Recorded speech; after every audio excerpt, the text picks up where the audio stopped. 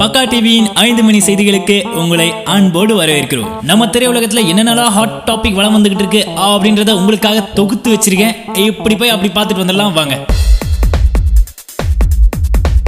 ஜல்லிக்கட்டுக்கு ஆதரவாக தமிழ்நாடு முழுவதும் போராட்டங்கள் நடந்து வருகின்றன. இந்நிலையில் சென்னை மெரினாவில் நடக்கும் போராட்டத்தில் கடந்த 2 நாளாக நடிகர் லாரன்ஸ் கலந்து கொண்டிருந்தார். தற்போது லாரன்ஸுக்கு உடல்நலக்குறைவு ஏற்பட்டது. இதன் காரணமாக மெரினாவில் இருந்து மருத்துவமனைக்கு அழைத்து செல்லப்பட்டார். ஜல்லிக்கட்டுக்கு ஆதரவாக இன்று நடிகர் சங்கத்தின் உண்ணாவிரத போராட்டம் நடைபெற்று வருகிறது. இந்நிலையில் மாணவர்களின் போராட்டத்துக்கு மதிப்பளித்து தமிழ் செய்தி தொலைக்காட்சிகளில் நடிகர் சங்கத்தின் உண்ணாவிரத போராட்டத்துக்கு முக்கியத்துவம் அளிக்கவில்லை. உணர்வு பூர்வமாக நடைபெற்று வரும் மக்களின் போராட்டங்களையே தொடர்ந்து ஒளிபரப்பி வருகிறார்கள்.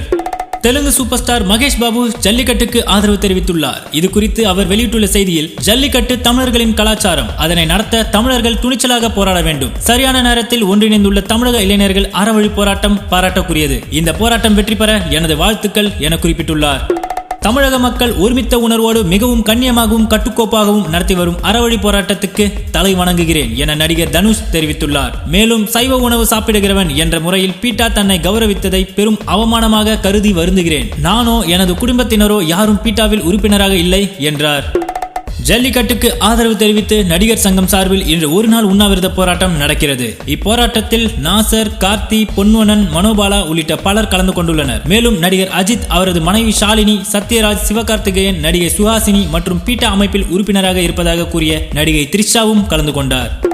நடிகை அசின் இன்று தனது 1ஆம் ஆண்டு திருமண நாளை கொண்டாடினார். தமிழ் திரை அமைப்புகளின் சார்பாக சென்னையில் ஆர்ப்பாட்டம் நடைபெற்றது. இதில் கலந்து கொண்ட இயக்குனர் பாரதி ராஜா தமிழகத்துக்கு பெற வேண்டிய அனைத்து உரிமைகளையும் பெற வேண்டும் என்று கூறியுள்ளார். நான் பீட்டா அமைப்பின் உறுப்பினர் அல்ல, நான் முழுமையாக ஜல்லிக்கட்டுக்கு ஆதரவளிக்கிறேன் என்று சௌந்தர்யா ரஜினிகாந்த் அறிவித்துள்ளார்.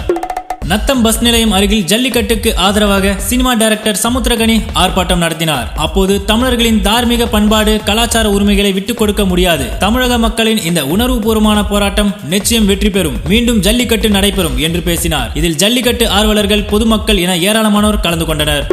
சென்னை மெரினாவில் ஜல்லிக்கட்டுக்கு ஆதரவாக இளைஞர்கள் நடத்தும் போராட்டத்திற்கு நடிகர் பிரசன்னா மற்றும் அவரது மனைவி ஸ்னேகா ஆகியோர் ஆதரவு தெரிவித்துள்ளனர். மெரினாவுக்கு நேரில் சென்று இளைஞர்களுக்கு நடிகர் பிரசன்னா மற்றும் ஸ்னேகா தங்களது ஆதரவை தெரிவித்தனர்.